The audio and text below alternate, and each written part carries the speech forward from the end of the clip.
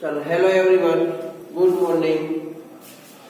तो જોઈએ લાસ્ટ વિડિયોની જો આપણે થોડી એવી ચર્ચા કરીએ તો આપણે જે મોનોસેકેરાઇડ સંયોજનો હતા એ મોનોસેકેરાઇડ સંયોજનોનું ફરીથી વર્ગીકરણ કરેલું કે જેની અંદર આપણે જોયેલું કે એમાં કાર્બન પરમાણુની સંખ્યા અને એની સાથે જોડાયેલા આલ્ડીહાઇડ અને કીટોન ક્રિયાશીલ સમૂહ છે એની આધારે એનું વર્ગીકરણ કરવામાં આવે છે, એટલે કે આલ્ડોસ અને કીટોસ તરીકે।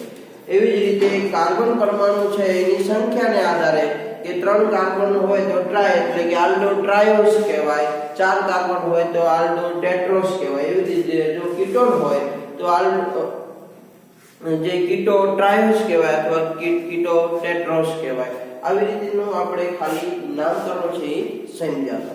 પછી આપણે શું જોયું તો કે જે આ મોનોસેકેરાઇડ સંયોજનો છે એના અમુક બંધારણો છે એ ચક્રીય બંધારણો પણ તમને મળે છે અને એના ચક્રીય બંધારણની અંદર જો આપણે વાત કરીએ તો પ્યુરાન અને પાયરેન એટલે કે આપણે પાયરેનોસ અને પ્યુરાનોસ આ બંનેની ચર્ચા કરેલી અને ખાસ આપણે યાદ રાખશું કે પાયરેનોસ કે એટલે અંદર 6 પરમાણુ આવેલા હોય, 6 કાર્બનની વાત નથી કરતો હું, શું કહું છું 6 પરમાણુ આવેલા હોય અને જ્યારે જે પ્યુરાનોસ છે એની અંદર 5 પરમાણુ છે એનો સમાવેશ થાય છે, એવી આપણે આગળના ઓલાની અંદર વાત કરેલી, બરાબર।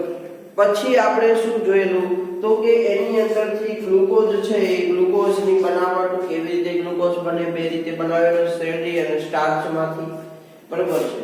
ગ્લુકોઝ બનાવ્યા પછી એ ગ્લુકોઝનું જે બંધારણ છે એ બંધારણને સાબિત કરતી પ્રક્રિયા એટલે કે ગ્લુકોઝનું મુક્ત શૃંખલા બંધારણને સાબિત કરતી પ્રક્રિયાઓ છે એની અંદર આપણે પહેલી પ્રક્રિયા જોઈ હતી કે ભાઈ એની અંદર 6 કાર્બન પરમાણુ આવેલા છે એટલે કે 6 કાર્બન પરમાણુ છે તો એને સાબિત કરતી પ્રક્રિયા છે એના વિશેની આપણે ચર્ચા કરેલી કે ભાઈ એની પ્રક્રિયા તમે HI સાથે કરો ત્યારે તમને શું જોવા મળે છે તો કે HI સાથે પ્રક્રિયા કરીએ ત્યારે આપણે N હેક્ઝેન છે એવું મળે છે।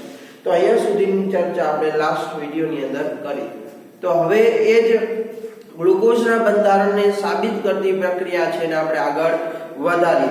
જો આ મોસ્ટ આઈએમપી પ્રક્રિયાઓ છે બધી બોર્ડની અંદર પૂછાઈ ગયેલી છે, એટલે જો તમને પ્રશ્નની 2 માર્કની અંદર પણ પૂછી શકે કે ભાઈ ગ્લુકોઝની અંદર આવેલા 6 કાર્બન પરમાણુ છે એની સાબિત કરતી પ્રક્રિયા લખો।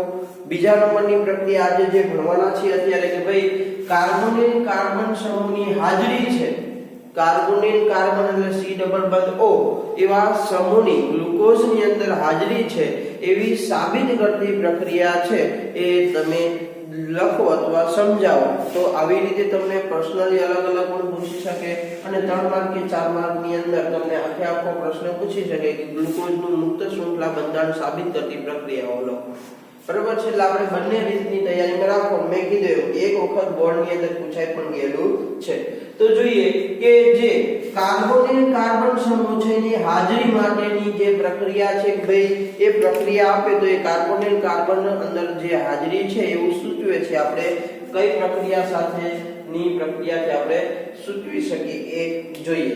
તો કે જે ગ્લુકોઝ છે એનું હાઇડ્રોક્સિલ એમાઇન એટલે કે NH2OH, જો હાઇડ્રોક્સિલ એમાઇન નું સૂત્ર શું થાય NH2OH સાથે પ્રક્રિયા કરી એટલે એની સાથે જો આપણે પ્રક્રિયા કરીએ તો આપણને ઓક્સાઇડ બનાવે છે, એટલે આપણને જે નિપજ મળે છે એ શું મળે છે તો કે ગ્લુકોઝ ઓક્સાઇડ છે એ મળે છે।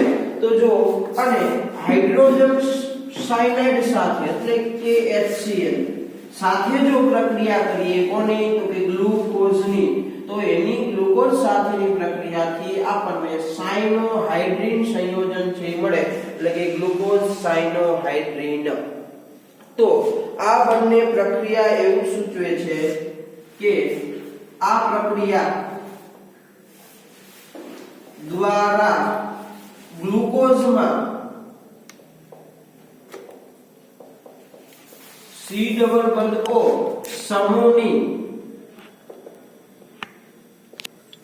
હાજરી છે તેવું નિશ્ચિત નિશ્ચિત કરે છે। એટલે આ પ્રક્રિયા દ્વારા તમે શું નક્કી કરી શકો કે ભાઈ એની અંદર છે C11O સમૂહ છે એની હાજરી છે એ તમે નક્કી કરી શકો છો। તો હવે એની પ્રક્રિયા છે એ આપણે જોઈએ। તો હું અહીંયા પ્રક્રિયા લખું છું કે ભાઈ મારે પ્રક્રિયા કરવાની છે ગ્લુકોઝ સાથેની, એટલે ગ્લુકોઝ છે એનું બંધારણ આવા પ્રકારનું હોય। આવા 4 કાર્બન પરમાણુ કે જેની સાથે CHOH પરમાણુ છે એ હોય અને એ છેલ્લે છઠ્ઠા નંબરનો કાર્બન છે એની સાથે CH2OH હોય। આને શું કહેવામાં આવે તો કે ગ્લુકોઝ। ચાલો આની પ્રક્રિયા મારે કરવાની છે એ કોની સાથે તો કે NH2OH સાથે। અને આ પ્રક્રિયા છે એ પ્રક્રિયાને સંઘનનની પ્રક્રિયા કહેવામાં આવે છે। કઈ? સંઘનન। આ પ્રક્રિયા છે કોની છે? સંઘનનની પ્રક્રિયા। તો હવે જુઓ કે શું થાય છે તો કે અહીંયાથી ઓક્સિજન અને અહીંયાથી H2 આ બંને એકબીજા સાથે જોડાઈ અને શું કરે છે? પાણીનો અણુ દૂર કરે છે। જો યાદ રાખો। ચાલો ઓક્સિજન ગયો એટલે ત્યાં સંયોજકતા 2 ખાલી થઈ, અહીંયા નાઇટ્રોજન છે એની સંયોજકતા 2 ખાલી થઈ, એટલે તમને જે બંધારણ મળવાનું છે એ બંધારણ કંઈક આવું મળશે કે નાઇટ્રોજન છે એની 2 સંયોજકતા અને કાર્બનની બંનેની 2 સંયોજકતા ખાલી રહેવાના બદલે એટલે કે એના લીધે એ બંને એકબીજા સાથે કેવી રીતે જોડાશે? ડબલ બંધથી જોડાશે। બાકીનું જે એઝ ઇટ ઇઝ જેમ નામ હતું એમ નામ CHOH કેટલા તો કે ભાઈ આપણી પાસે 4 છે તો એમના નીચે CH2OH। તો જો આ બંધારણની અંદર તમને જે ઉપરનો ભાગ મળ્યો કે જે CH+NOH વડે દર્શાવેલો છે જેને શું કહેવામાં આવે તો જો પ્રક્રિયા છે એમાં કેટલો ભાગ જગ્યાએ ભાગ લીધો તો આટલા ભાગ જ છે એને શું લીધો છે પ્રક્રિયાની અંદર ભાગ। આને શું કહેવામાં આવે તો કે ઓક્સાઇડ બંધ। જે આલ્ડિહાઇડ સમૂહ છે એટલે કે કાર્બોનિલ કાર્બન છે એ કાર્બોનિલ કાર્બન સાથેની રિએક્શન થી બને છે। તો આને શું કહેવામાં આવે છે તો કે આને કહેવામાં આવે છે ગ્લુકોઝ ઓક્ઝાઇમ। શું કહેવામાં આવે છે? ગ્લુકોઝ ઓક્ઝાઇમ। બરાબર છે।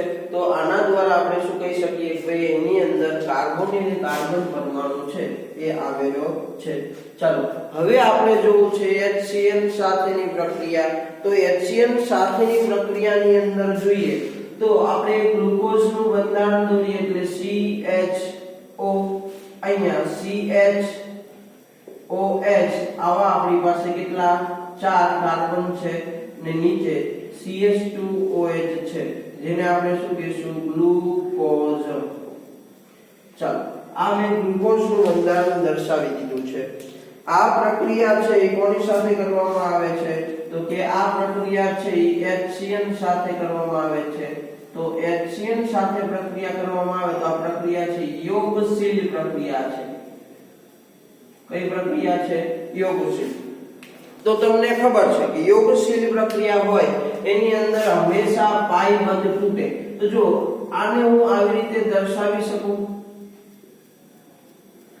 તો જો હવે થવાનું શું છે તો કે જે બંધની અંદર આ પાઈ બંધ છે એ પાઈ બંધ તૂટે એટલે બંધમાંના ઇલેક્ટ્રોન કોની પાસે જાય? ઓક્સિજન પાસે।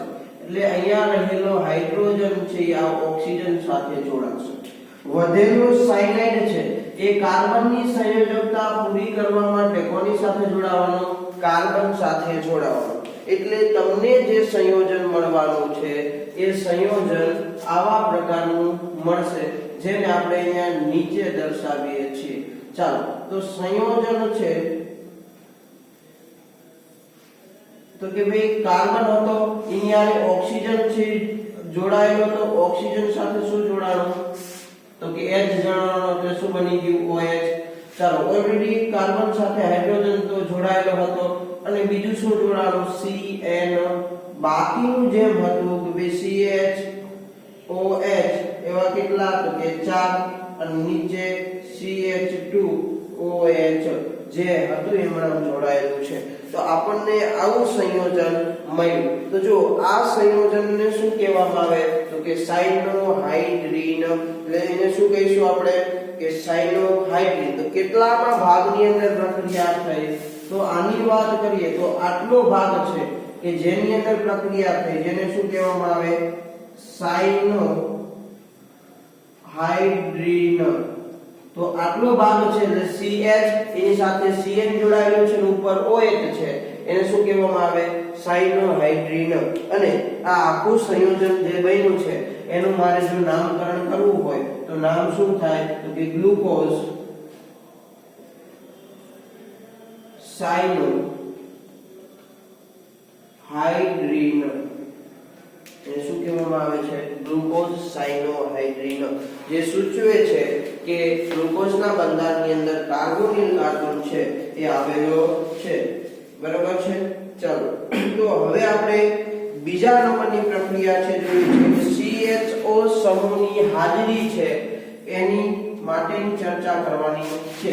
એટલે આપણને જે ગ્લુકોઝના બંધારણની અંદર જે કાર્બોનિલ કાર્બન છે એ CHO સમૂહે રહેલો છે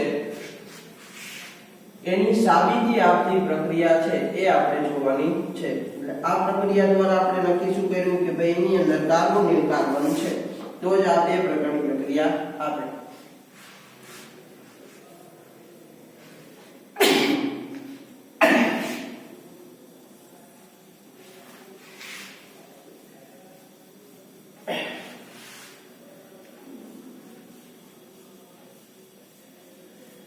ચાલો તો બોર્ડ નંબર 2 ની અંદર આપણે નવી ગ્લુકોઝની જે પ્રક્રિયા છે કે જેની અંદર આપણે નક્કી કરશું કે ભાઈ એની અંદર કયો ક્રિયાશીલ સમૂહ આવેલો છે તો CHO. એટલે કે હવે આપણે જોઈ છે કે ગ્લુકોઝની અંદર એટલે CHO સમૂહની હાજરી ચકાસતી પ્રક્રિયા એટલે CHO સમૂહની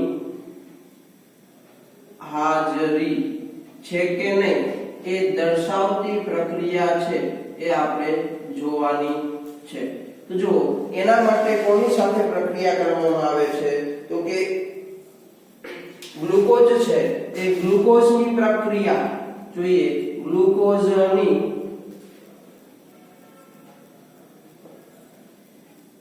બ્રોમિન જળ સાથે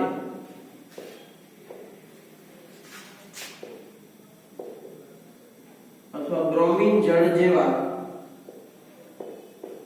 મંદ ઓક્સિડેશન કરતા સાથે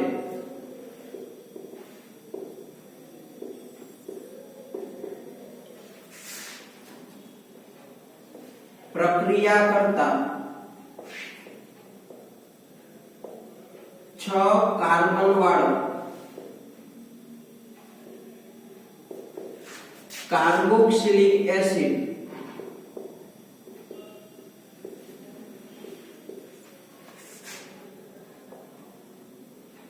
જો 6 કાર્બન વાળા આપણને શું મળે છે કાર્બોક્સિલિક એસિડ જેને ગ્લુકોનિક એસિડ કહેવામાં આવે છે. શું કહેવામાં આવે છે ગ્લુકોનિક એસિડ. જો આપણે બધા બંધારણ અને નામ યાદ રાખવાના છે કે નીચેનામાંથી કયું બંધારણ ગ્લુકોનિક એસિડનું છે અથવા ગ્લુકોનિક એસિડની પ્રક્રિયા આની સાથે જે કઈ ઉપજ મળે તો એ સમયે આપણને એ આન્સર ખબર હોવી જોઈએ. કારણ કે ગ્લુકોનિક એસિડનું બંધારણ આપણને આવડતું હશે તો આન્સર મળશે. એટલે 6 કાર્બન વાળો કાર્બોક્સિલિક એસિડ જેને શું કહેવામાં આવે ગ્લુકોનિક એસિડ. તો જે આપણને શું મળે છે કે ગ્લુકોનિક એસિડમાં શું થાય છે તો કે ઓક્સિડેશન પામે છે. એટલે કે જો તમે ગ્લુકોઝની બ્રોમિન જળ જેવા મંદ ઓક્સિડેશન કરતા સાથે પ્રક્રિયા કરતા 6 કાર્બન વાળો તમને શું મળે કાર્બોક્સિલિક એસિડ છે એની અંદર એનું શું થાય ઓક્સિડેશન થાય છે. અને આ પ્રક્રિયાથી શું સાબિત કરી શકાય તો કે આ પ્રક્રિયાથી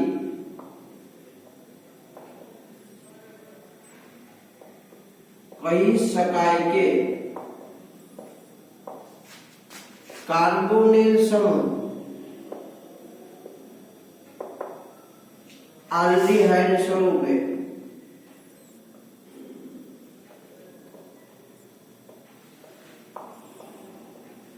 રહેલો છે.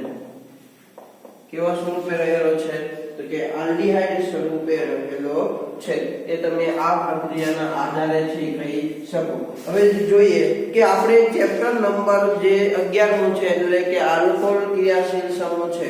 તો જો આલ્કોહોલની આપણે જે પ્રક્રિયા સમજ્યા છીએ એ આપણે આલ્ડીહાઇડ ને આલ્કોહોલ ફિનોલ ઈથર અને પછી આલ્ડીહાઇડ કીટોન અને કાર્બોક્સિલિક એસિડ તો એમાં આલ્ડીહાઇડ ની પ્રક્રિયા છે. તો જો આલ્ડીહાઇડ નું ઓક્સિડેશન કરો એટલે તમને શું મળવાનું છે? તો કે કાર્બોક્સિલિક એસિડ છે એ તમને મળવાનો છે. હવે તમારે એ ઓક્સિડેશન ની પ્રક્રિયા છે તમે પ્રબળ ઓક્સિડેશન કરતાની હાજરીમાં કરો કે નિર્બળ ઓક્સિડેશન કરતાની હાજરીમાં આલ્ડીહાઇડ માંથી તો તમને શું મળશે? Carboxylic acid. પણ અમુક પ્રક્રિયા એવી છે કે જેમાંથી ફક્ત જો નિર્બળ ઓક્સિડેશન કરતા પદાર્થનો ઉપયોગ કર્યો તો આલ્ડીહાઇડ મળે. પણ જો ગ્લુકોઝની અંદર આલ્ડીહાઇડ ક્રિયાશીલ સમૂહ હશે તો એ ઓક્સિડેશન પ્રક્રિયા આપી અને સ્કેમાં કન્વર્ટ થશે તો કે આલ્ડીહાઇડ નું રૂપાંતર થશે કાર્બોક્સિલિક એસિડ ની અંદર. બરોબર છે? જે સાબિત કરે છે કે ગ્લુકોઝના બંધારણની અંદર શું આવેલો છે? આલ્ડીહાઇડ ક્રિયાશીલ સમૂહ આવેલો છે. બરોબર છે? તો એનું બંધારણ જોઈએ અને એની પ્રક્રિયા દર્શાવીએ. ચાલો તો મારી પાસે હાલ ગ્લુકોઝનું બંધારણ છે આવા પ્રકારનું છે કે CHO અહીંયા CHOH આવા કેટલા છે આપણી પાસે? 4 અને એની સાથે CH2OH જોડાયેલો છે. આને શું કહેવામાં આવે? તો ગ્લુકોઝ. જો ગ્લુકોઝના અંદર CHO સમૂહ આવેલો છે તો એ CHO સમૂહ છે એના આધારે તમે નક્કી કરી શકશો કે જો CHO સમૂહ અંદર હાજર હશે તો એનું એસિડમાં રૂપાંતર થશે. એટલે આપણે ઓક્સિડેશનની પ્રક્રિયા કરવાની છે. તો પ્રક્રિયા છે ઓક્સિડેશન કોની? તો કે Br2 જળ જે મધ્યમ કક્ષાનો શું છે? તો કે ઓક્સિડેશન કરતા પદાર્થ છે. એ શું છે? મધ્યમ કક્ષાનો એટલે એટલો બધો વધારે પ્રબળ ઓક્સિડેશન કરતા પદાર્થ નથી. તેમ છતાં જે અહીંયા રહેલો આલ્ડીહાઇડ ક્રિયાશીલ સમૂહ છે એનું ઓક્સિડેશન થાય એટલે અંદર ઓક્સિજન ઉમેરાય. ઓક્સિજન ઉમેરાય એટલે રૂપાંતર કેમાં થાય? એસિડ ની અંદર. એટલે તમને જે ક્રિયાશીલ સમૂહ આલ્ડીહાઇડ હતો એની જગ્યાએ હવે શું મળી જશે? તો કે એસિડ ક્રિયાશીલ સમૂહ મળશે. એટલે જો બંધારણ કંઈક આવા પ્રકારનું બનશે. જો બાકીનું બધું આપણે કોપી પેસ્ટ જ કરીએ છીએ. ખાલી આલ્ડીહાઇડ નું ઓક્સિડેશન કેમાં થઈ ગયું? એસિડ ની અંદર. ને તમે ભણીને આવ્યા છો એટલે કે નવાઈની વાત નથી. તો આ જે બંધારણ મળ્યું એને શું કહેવામાં આવે? ગ્લુકોનિક એસિડ. તો તમે અહીંયા જોઈ શકો છો કે આલ્ડીહાઇડ છે એમાંથી રૂપાંતર પામ્યો એસિડ ની અંદર એટલે કાર્બોક્સિલિક એસિડ ની અંદર. જે સૂચવે છે કે એટલે કે ગ્લુકોઝના બંધારણની અંદર જે CH એટલે કે C ડબલ બંધ O સમૂહ છે કેવા સ્વરૂપે રહેલો છે? આલ્ડીહાઇડ ક્રિયાશીલ સમૂહ તરીકે રહેલો છે. એટલે આ હતી આપણા બીજા નંબરની પ્રક્રિયા કે જે CHO સમૂહ છે એની હાજરી છે એ સૂચવે છે.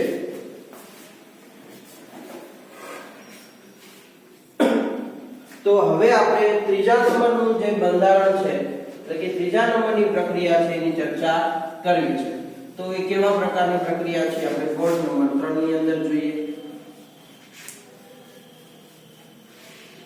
જો આમ એટલી બધી અઘરી પ્રક્રિયાઓ નથી. બંધારણ બીવા જેવું પણ નથી કારણ કે બંધારણ બે કોપી પેસ્ટ જ થાય છે. જે જગ્યાએ ફેરફાર થાય છે એટલો જ આપણે યાદ રાખવાનો છે.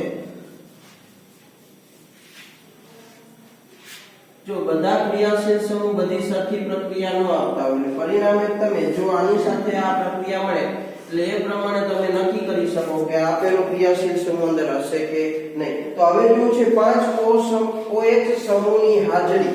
હવે મારે જે જોવું છે કોના માટેનું જોઈએ છે તો કે તેની અંદર શું હોય તો કે 5 OH સમૂહ આવેલા છે.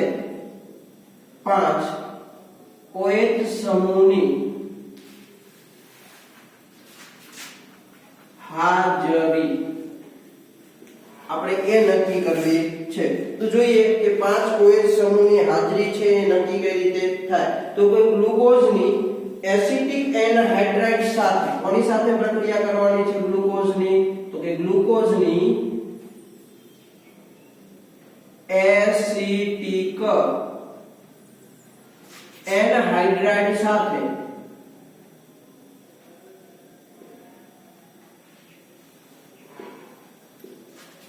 પ્રક્રિયા સાથે એસિટિલેશનની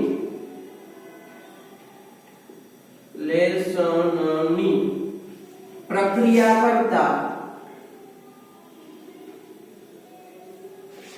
ગ્લુકોઝ પેન્ટા એસિટેટ મળે છે. તો જો આ પણ પ્રક્રિયા તમે ભણી ગયા છો આલ્કોહોલ વાળા પાર્ટ ની અંદર કે OH ક્રિયાશીલ સમૂહ હોય એટલે આલ્કોહોલ હોય અને તમે જો એની એસિડિક એનહાઇડ્રાઇડ સાથે પ્રક્રિયા કરો તો તમને શું મળવાનો છે? એસિટેટ આયન એટલે કે એસિટેટ નિપજ મળવાની છે. પણ આની અંદર 5 OH સમૂહ આવેલા છે, પરિણામે 5 OH સમૂહ છે એ 5 OH સમૂહનું શું થશે? એસિટિલેશન એટલે કે એસિડિક એનહાઇડ્રાઇડ સાથે પ્રક્રિયા થશે. બરોબર છે. અને એસિડિક એનહાઇડ્રાઇડ સાથે પ્રક્રિયા થઈ અને શું બનાવે છે? Glucose penta acetate. જો આની અંદર એવું બન્યું હોત કે 5 એસિડિક એનહાઇડ્રાઇડ ક્રિયાશીલ સમૂહ છે નો વપરાણા હોય, 4 જ વપરાણા હોય, તો જે સૂચવે શું કે ગ્લુકોઝ ની અંદર 4 જ OH સમૂહ આવેલા છે. પણ આની અંદર એસિડિક એનહાઇડ્રાઇડ ના કેટલા મોલ વપરાય છે? તો કે 5 મોલ વપરાય છે. અને તમને જે નિપજ મળે છે એ શું મળે છે? તો કે ગ્લુકોઝ પેન્ટા એસિટેટ મળે છે, જે એવું સૂચવે છે કે ગ્લુકોઝ ની અંદર કેટલા? તો કે 5 OH સમૂહ આવેલા છે એ નિશ્ચિત કરે છે. એટલે આ પ્રક્રિયા એટલે કે જે સૂચવે છે કે જે તમને ગ્લુકોઝ પેન્ટા એસિટેટ મળ્યો એ શું સૂચવે છે કે ગ્લુકોઝમાં 5 OH સમૂહ તથા તેનું બંધારણ સ્થાયી છે તેવું. એટલે આ પ્રક્રિયા જે શું સૂચવે છે તો કે ગ્લુકોઝ ની અંદર 5 OH સમૂહ આવેલા છે અને તેનું બંધારણ છે કેવું છે? સ્થાયી છે. જો સ્થાયી ન હોય તો 5 OH સમૂહ સાથે એસિટિલેશનની પ્રક્રિયા થાય નહીં. બરોબર છે. અને જેના આધારે તમે શું કહી શકો કે જેથી 5 OH સમૂહ છે જુદા જુદા કાર્બન પરમાણુ સાથે જોડાયેલા હોવા જોઈએ. જો એક જ કાર્બન પરમાણુ સાથે 2 OH જોડાયેલા હોય તો એ બંને OH નું એક સાથે એસિટિલેશનની પ્રક્રિયા થતી નથી. પણ તમે 5 અલગ અલગ જોડાયેલા હોવાના લીધે એટલે જે ના આધારે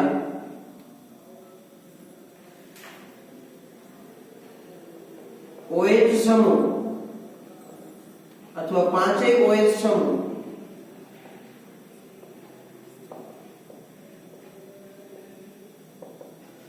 તેની સાથે કે જુદા જુદા કાર્બન સાથે જોડાયેલા હોવા જોઈએ, જેથી કરી અને બધી જગ્યાએ તમને OH સાથેની પ્રક્રિયા છે એ મળે છે. તો આ જ પ્રક્રિયા છે આપણે દર્શાવીએ. તો જો પ્રક્રિયા કઈ રીતે થાય તો હું ગ્લુકોઝ નું બંધારણ લખું તો CHO, અહીંયા શું આવશે? CH, અહીંયા OH, પણ આવા કેટલા આપણી પાસે છે? 4. નીચે શું છે? CH2OH. જો આની પ્રક્રિયા છે એ કોની સાથે કરવાની છે? તો કે એસિટિક એનહાઇડ્રાઇડ, જેને તમે આવી રીતે લખી શકો, જેને એસિટિલેશનની પ્રક્રિયા કહેવાય.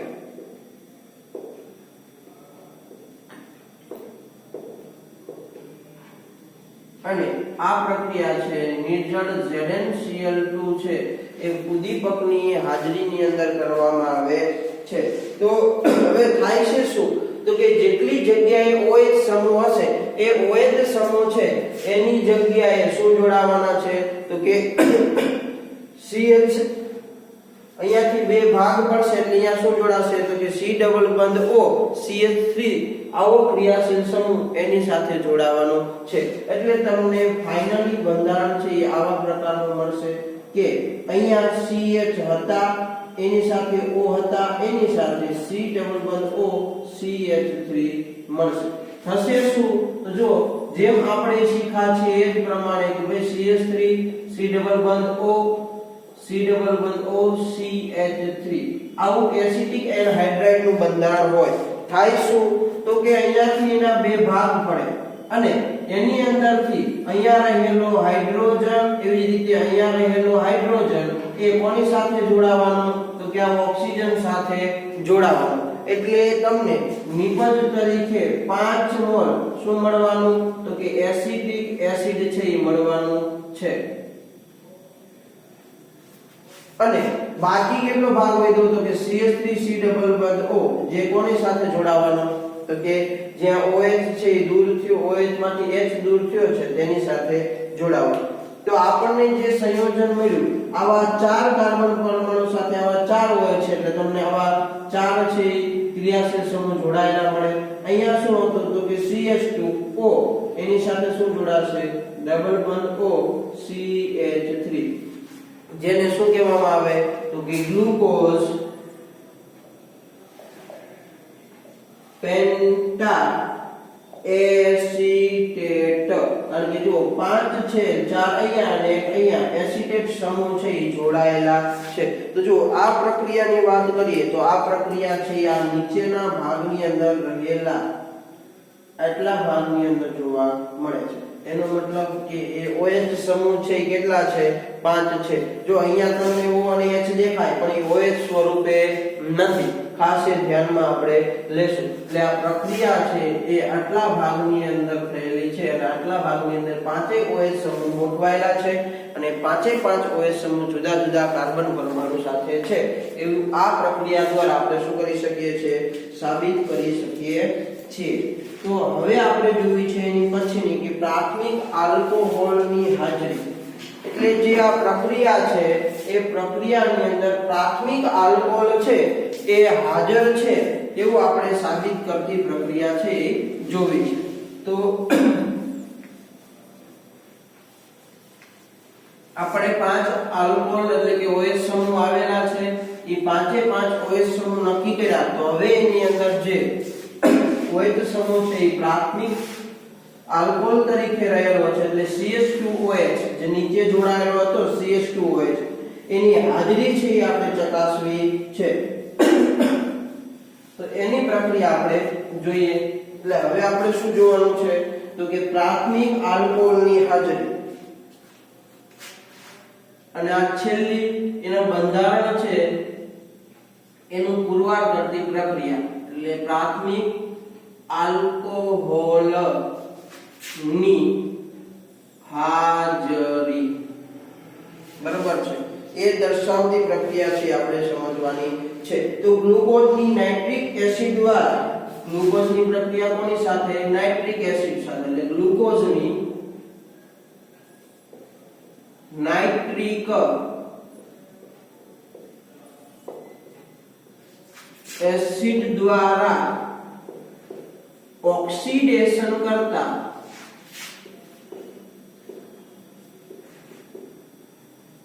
આપણને શું મળે છે તો કે ઓક્સિડેશન કરતા અથવા નાઇટ્રિક એસિડ દ્વારા ઓક્સિડેશન પામી એક ડાઇકાર્બોક્સિલિક એસિડ કરતા એક ડાઈ એટલે મતલબ થાય બે એટલે બે કાર્બોક્સિલિક એસિડ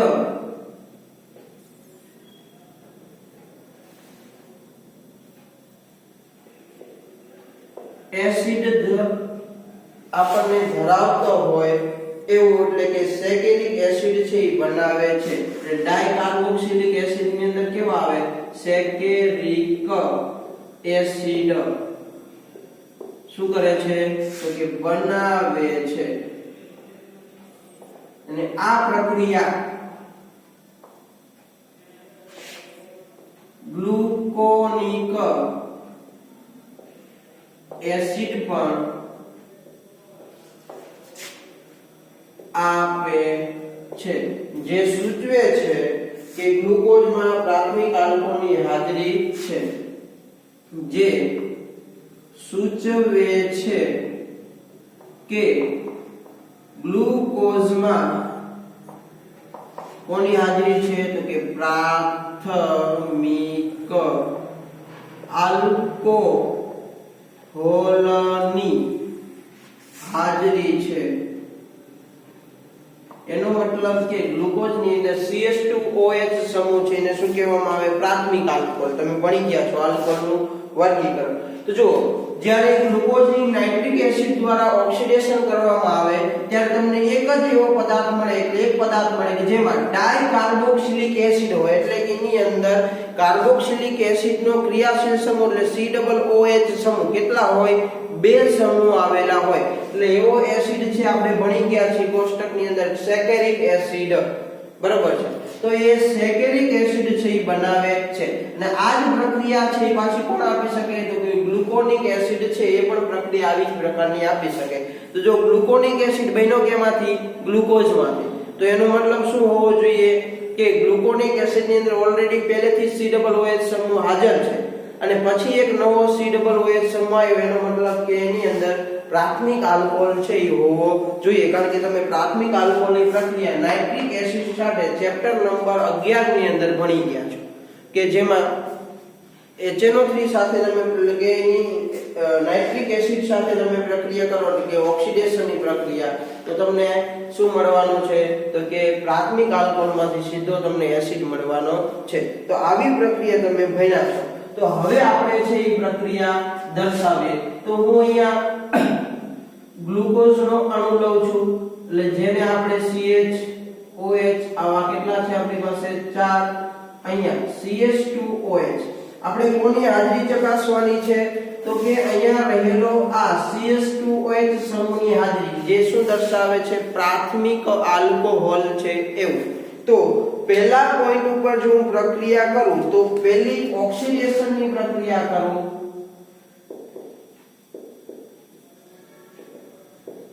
તો હવે જો ઓક્સિડેશનની પ્રક્રિયા થાય એટલે આલ્ડીહાઇડનું પણ રૂપાંતર થાય એસિડની અંદર અને જે CH2OH સમૂહ છે એટલે પ્રાથમિક આલ્કોહોલ છે એનું પણ રૂપાંતર થાય એસિડની અંદર. એટલે અહીંયા આલ્ડીહાઇડનું એસિડમાં રૂપાંતર થયું એટલે અહીંયા બન્યો COOH, બરાબર છે. ચાલો અહીંયા CHOH જેમ હતા એમાં કઈ ફેરફાર કર્યો નથી, પણ પ્રાથમિક આલ્કોહોલ છે એનું પણ રૂપાંતર થયું કે એની અંદર એસિડની અંદર. તો જેને શું કહેવામાં આવે, તો કે સેકેરિક એસિડ. તો જો આ જ પ્રક્રિયા છે એ કોણ આપી શકે, તો કે જે ગ્લુકોનિક એસિડ છે એ પણ આપી શકે. એટલે જો ઊંધી પ્રક્રિયા લખું છું કે ગ્લુકોનિક એસિડ છે એનું બંધારણ આપણે જોઈ ગયા, બે આવા પ્રકારનું ગ્લુકોનિક એસિડ છે એનું બંધારણ હતું. આજે જ પ્રક્રિયા શીખા, જો એટલી વારમાં ભૂલી ન ગયા હોય તો આને શું કહેવામાં આવે, તો કે ગ્લુકોનિક એસિડ. ચાલો, તો ગ્લુકોનિક એસિડ છે એનું જો ઓક્સિડેશન એરો જો ઉપરની દિશામાં છે નીચેની દિશામાં નથી, તો હું એનું ઓક્સિડેશન કરું તો પણ મને શું મળે છે, તો કે સેકેરિક એસિડ છે એ મળે છે.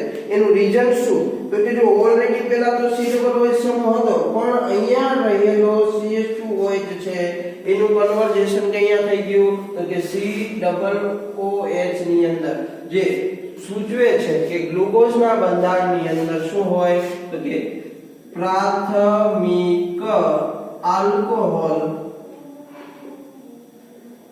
આવેલો છે એવું તમને સૂચવે છે. બરાબર છે. તો આ હતી કે ગ્લુકોઝનું જે મુક્ત શૃંખલા બંધારણ છે એને પુરવાર કરતી બધી પ્રક્રિયાઓ. બરાબર છે. ચાલો, તો અત્યાર સુધીમાં જે આપણે પ્રક્રિયાઓ સમજ્યા છીએ એ પ્રક્રિયાના આધારે જે ગ્લુકોઝનું મુક્ત શૃંખલા એટલે સાદી અને સરળ રેખીય શૃંખલાની અંદર એ બધા વ્યવસ્થિત રીતે ગોઠવાયેલા છે એવું આ બધી પ્રક્રિયાના આધારે આપણે શું કર્યું છે, સાબિત કર્યું છે, એટલે કે નક્કી કર્યું.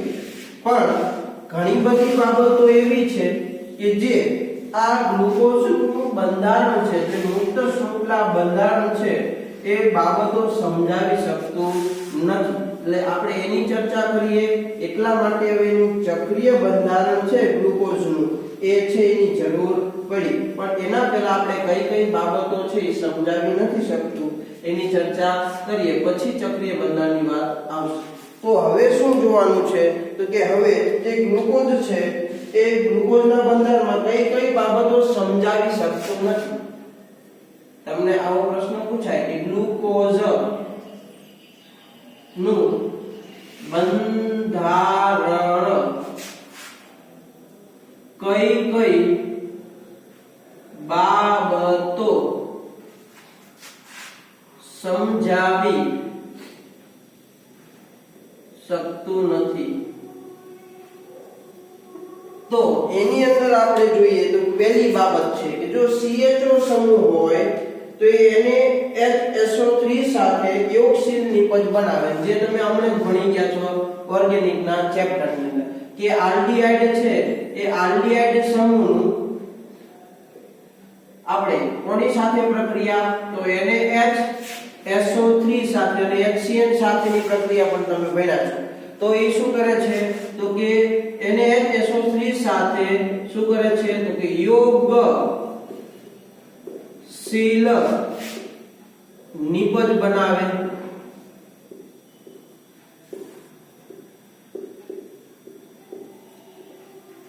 પરંતુ જો ગ્લુકોઝની વાત કરીએ તો એ ગ્લુકોઝ છે એ NaHCO3 સાથે યોગશીલ નિપજ આપતું નથી. હવે કોની વાત કરીએ છીએ ગ્લુકોઝ, તો ગ્લુકોઝ NaHSO3 સાથે શું કરે છે તો કે યોગશીલ નિપજ બનાવતું નથી. તો જો આ બંધારણ હોય અને એમાં આલ્ડીહાઇડ ક્રિયાશીલ સમૂહ હોય તો તમે NaHCO3 સાથે પ્રક્રિયા કરો તો યોગશીલ નિપજ બનાવવી જોઈએ, પણ ગ્લુકોઝની અંદર યોગશીલ નિપજ બનતી નથી. જે ગ્લુકોઝનું આ બંધારણ કે જે અત્યાર સુધી આપણે એની ચર્ચા કરી રહ્યા હતા એ બંધારણ સમજાવી શકતું નથી. બીજી કઈ બાબત છે એ સમજાવી નથી શકતું એ જોઈએ તો એ સ્કીફના પ્રક્રિયક સાથે જો CHO સમૂહની વાત કરીએ તો જો તમે આ પણ ભણી ગયા કે આલ્ડીહાઇડ સમૂહ છે એ આલ્ડીહાઇડ સમૂહ એ સ્કીફના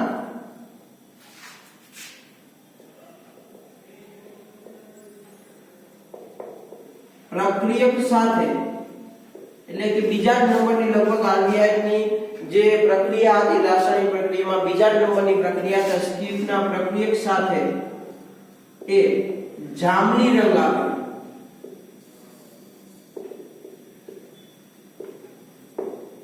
આલ્ડીહાઇડ ક્રિયાશીલ સમૂહ હોય. જ્યારે ગ્લુકોઝની વાત કરું તો ગ્લુકોઝ છે એ ગ્લુકોઝ સ્કીફના પ્રક્રિયક સાથે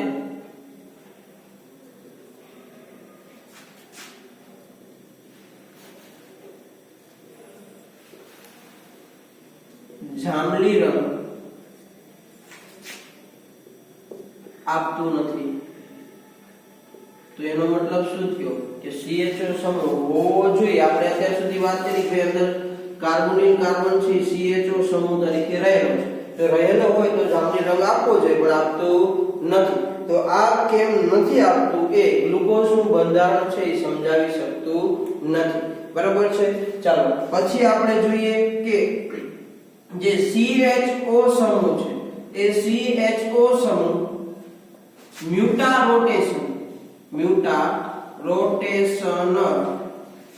દર્શાવતું નથી.